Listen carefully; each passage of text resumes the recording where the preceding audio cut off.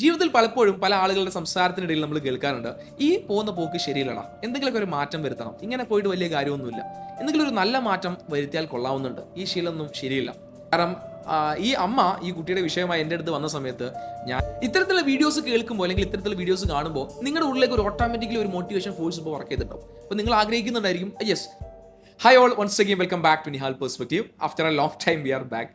നമ്മുടെ പോഡ്കാസ്റ്റ് വീണ്ടും റീസ്റ്റാർട്ട് ചെയ്തിരിക്കുകയാണ്. കുറച്ച് മുന്നേ നമ്മൾ അറ്റോമിക് ഹാബിറ്റ്സ് എന്ന് പറയുന്ന പുസ്തകത്തിനുമായി ബന്ധപ്പെട്ട ഒരു വീഡിയോ നമ്മൾ ചെയ്തിരുന്നു. അത് ഒരുപാട് ആളുകൾ അതിൻ്റെ ഒരുപാട് കമൻസ് വന്നിരുന്നു, നമ്മളതിൻ്റെ കണ്ടിന്യൂ വീഡിയോസ് ചെയ്യണം എന്നൊക്കെ പറഞ്ഞിരുന്നു. അപ്പോൾ ഞാൻ ആ വീഡിയോയിൽ അല്ലെങ്കിൽ ഞാൻ പറഞ്ഞിരുന്നു, ആ പുസ്തകത്തിലൂടെ നമുക്ക് നമ്മുടെ ലൈഫിൽ ഇംപ്ലിമെൻറ്റ് ചെയ്യാൻ സാധിക്കുന്ന ഒരുപാട് നല്ല മാറ്റങ്ങൾ ഞാൻ നിങ്ങളുമായി ഷെയർ ചെയ്യുമെന്ന് പറഞ്ഞിരുന്നു. പക്ഷേ ആ ഒരു പുസ്തകം വായിച്ച് അത് എത്രത്തോളം പ്രാക്ടിക്കലാണ്. അപ്പം നമ്മളൊരു കാര്യം വായിച്ച് നിങ്ങളിലേക്ക് എത്തിക്കുന്നതിനപ്പുറത്തേക്ക് ഞാൻ എൻ്റെ ലൈഫിൽ അത് ഇംപ്ലിമെൻറ്റ് എനിക്ക് എത്രത്തോളം അതിൽ മാറ്റം ഉണ്ടായി എന്നറിഞ്ഞ് നിങ്ങളിലേക്ക് എത്തിക്കുന്നതാണ് ഏറ്റവും നല്ലതെന്ന് തോന്നി. എന്നാണ് നമ്മൾ ഈ ഒരു സീരീസ് കുറച്ച് വൈകിയത്.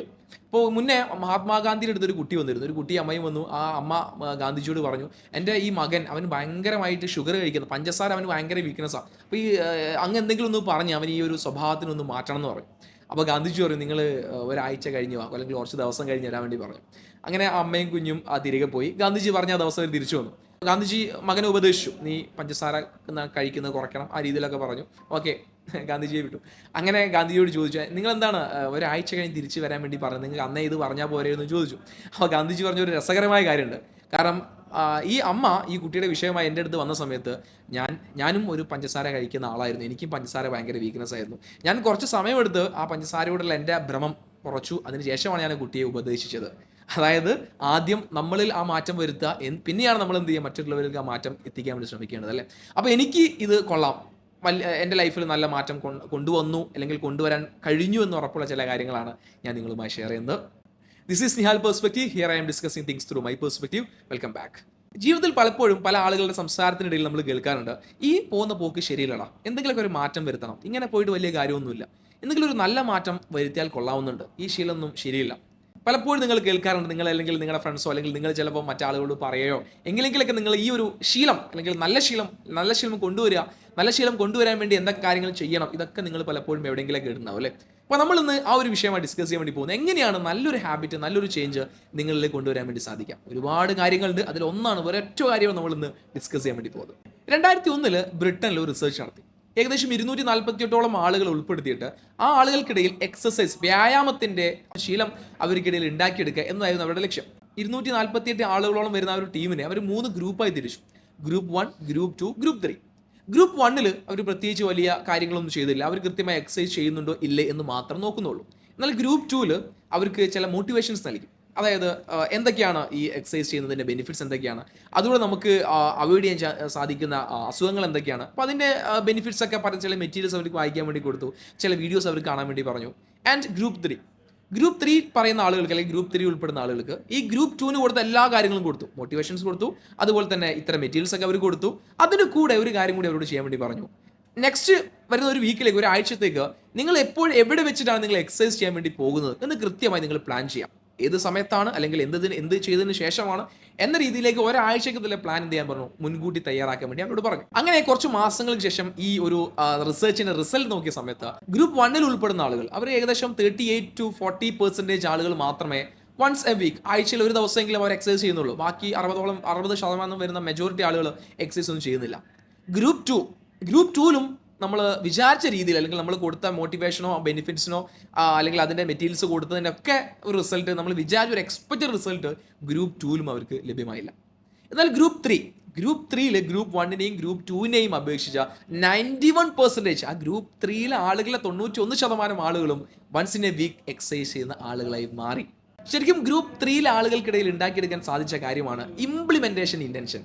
നമ്മൾ കൃത്യമായി ഒരു കാര്യം നമ്മൾ ചെയ്യും, അല്ലെങ്കിൽ നമ്മൾ മുൻകൂട്ടി തയ്യാറാക്കിയ ഒരു സാധനം നമ്മളത് ഇംപ്ലിമെൻറ്റ് ചെയ്യും. ആ ഒരു ഇൻറ്റൻഷൻ, ആ ഒരു ആഗ്രഹം അല്ലെങ്കിൽ ആ ഒരു എന്താ പറയുക, ഒരു ദൃഢനിശ്ചയം ഈ ആളുകൾക്കിടയിൽ ഉണ്ടാക്കിയെടുക്കാൻ സാധിച്ചു. അതാണ് ശരിക്കും ആ ഒരു ഗ്രൂപ്പിൽ നമ്മൾ ഈ കണ്ട 91% ആളുകളിലേക്ക് ആ ഒരു റിസൾട്ട് എത്താനുണ്ടായ സാഹചര്യം.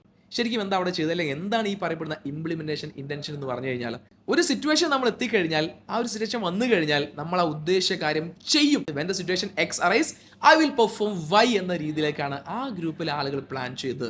ഇത് നമുക്ക് നമ്മുടെ ലൈഫിൽ ഇംപ്ലിമെൻറ്റ് ചെയ്യാം. നമ്പർ 1, മെഡിറ്റേഷനുമായി ബന്ധപ്പെട്ട കാര്യം. രാവിലെ 6 മണിക്ക് ഞാൻ മെഡിറ്റേഷൻ ചെയ്തിരിക്കും. ഞാൻ വൈകുന്നേരം സ്കൂൾ വിട്ട് വീട്ടിലെത്തി കഴിഞ്ഞാൽ 6 മണി മുതൽ 6:20 വരെ ഞാൻ ഇംഗ്ലീഷ് പഠിക്കും. എല്ലാ ദിവസവും രാവിലെ 7 മണിക്ക് ഞാൻ മോർണിംഗ് വാക്കിന് വേണ്ടി പോകും. രാത്രി 11 എന്ന സമയം എൻ്റെ ഫോണിൽ വന്നു കഴിഞ്ഞാൽ ഞാൻ ഉറങ്ങിയിരിക്കും. ഞാൻ മുൻകൂട്ടി തയ്യാറാക്കിയ കാര്യം ഞാനത് ചെയ്തിരിക്കും എന്നൊരു ഇൻറ്റൻഷൻ, എന്നൊരു വാശി അല്ലെങ്കിൽ എന്നൊരു ആഗ്രഹം നിങ്ങൾ എന്ത് ചെയ്യുക, ഇംപ്ലിമെൻറ്റ് ചെയ്യാൻ വേണ്ടി ശ്രമിക്കാം. ഇത്തരത്തിലുള്ള വീഡിയോസ് കേൾക്കുമ്പോൾ അല്ലെങ്കിൽ ഇത്തരത്തിലുള്ള വീഡിയോസ് കാണുമ്പോൾ നിങ്ങളുടെ ഉള്ളിലേക്ക് ഒരു ഓട്ടോമാറ്റിക്കലി ഒരു മോട്ടിവേഷൻ ഫോഴ്സ് ഇപ്പോൾ വർക്ക് ചെയ്തിട്ടുണ്ടാവും. അപ്പോൾ നിങ്ങൾ ആഗ്രഹിക്കുന്നുണ്ടായിരിക്കും, യെസ് ഈ കാര്യം ചെയ്തു കഴിഞ്ഞാൽ നന്നായിരിക്കും എന്നൊരു ആഗ്രഹം റൈറ്റ് നോ നിങ്ങളുടെ മനസ്സിലേക്ക് വന്നിട്ടുണ്ടാവും. പക്ഷേ സംശയം, ഇത് ഞാൻ എപ്പോൾ തുടങ്ങും?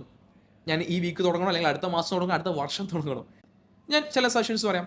ഈ ഒരു ഇംപ്ലിമെൻറ്റേഷൻ ഇൻറ്റൻഷൻ നിങ്ങൾക്ക് വർക്കൗട്ട് ആവണമെങ്കിൽ നിങ്ങൾക്ക് എന്ത് ചെയ്യാം, ഒരു വീക്കിൻ്റെ സ്റ്റാർട്ടിങ്സ് തുടങ്ങാം, ഒരു ആഴ്ചയുടെ തുടങ്ങും, ഒരു തിങ്കളാഴ്ച ഞാൻ ഈ വരുന്ന തിങ്കളാഴ്ച മുതൽ ഈ കാര്യങ്ങൾ ചെയ്യും. അല്ലെങ്കിൽ സ്റ്റാർട്ടിങ്ങിൻ്റെ മന്ത്, ഒരു മാസം 1-ാം തീയതി മുതൽ ഞാനിത് ചെയ്യും.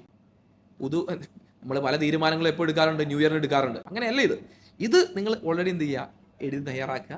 എന്നിട്ട് ഞാൻ തയ്യാറാക്കിയ കാര്യങ്ങൾ ഞാൻ ഇംപ്ലിമെൻറ്റ് ചെയ്യും എന്നൊരു ഇൻറ്റൻഷൻ നിങ്ങൾക്കുള്ളിൽ എന്ത് ചെയ്യണം, ഉണ്ടാക്കിയെടുക്കണം. ഇതിൻ്റെ ഏറ്റവും വലിയൊരു ബെനിഫിറ്റ്, ഓൾറെഡി നമുക്കറിയാം എന്താണ് ഞാൻ ചെയ്യാൻ വേണ്ടി പോകുന്നത്, അല്ലെങ്കിൽ എന്താണ് എനിക്ക് വേണ്ടത്. അതുപോലെ തന്നെ അതെങ്ങനെ ഞാൻ അച്ചീവ് ചെയ്യുമെന്ന് നിങ്ങൾക്കറിയാം. ഓൾറെഡി നിങ്ങൾ പ്ലാൻ ചെയ്ത് വെച്ചിട്ടുണ്ട്, ഇന്ന കാര്യം ഇന്ന സമയത്ത് ഞാൻ ചെയ്യുന്നത് ഓൾറെഡി നിങ്ങൾക്കറിയാം. അത് ചെയ്താൽ മതി. ബിക്കോസ് നിങ്ങളുടെ ഡിസ്ട്രാക്ഷൻസ് നിങ്ങൾക്ക് അവിടെ എന്ത് ചെയ്യാൻ സാധിക്കും, കുറച്ച് കൊണ്ടുവരാൻ വേണ്ടി സാധിക്കും. ഓക്കെ, സോ ഇംപ്ലിമെൻറ്റേഷൻ ഇൻറ്റൻഷനിലൂടെ ഒരു പുതിയ ഹാബിറ്റ് നിങ്ങൾക്ക് എന്ത് ചെയ്യാൻ സാധിക്കും, നിങ്ങളുടെ ലൈഫിൻ്റെ ഭാഗമാക്കാൻ വേണ്ടി സാധിക്കും. ആൻഡ് അത് ഏത് എന്നുള്ളത് നിങ്ങൾ തീരുമാനിക്കുക. നിങ്ങൾ താഴെ ഒന്ന് കമൻറ്റ് ചെയ്യാം. ആൻഡ് ഇത് നിങ്ങൾക്ക് നിങ്ങളുടെ ലൈഫിൽ ഏതെങ്കിലും ഒരാൾക്ക് ഇത് ഹെൽപ്ഫുൾ ആവുന്ന കാര്യത്തിൽ ഒരു സംശയമില്ല. കാരണം പലർക്കും ഉണ്ട് എന്തെങ്കിലുമൊക്കെ ഒരു മാറ്റം എൻ്റെ ലൈഫിൽ കൊണ്ടുവന്നാൽ നന്നായിരിക്കുമെന്ന് ആഗ്രഹിക്കുന്ന ഒരുപാട് ആളുകളുണ്ട്.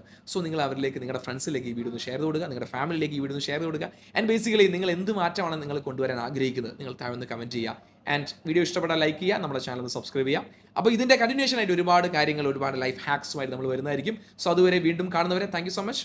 ബൈ.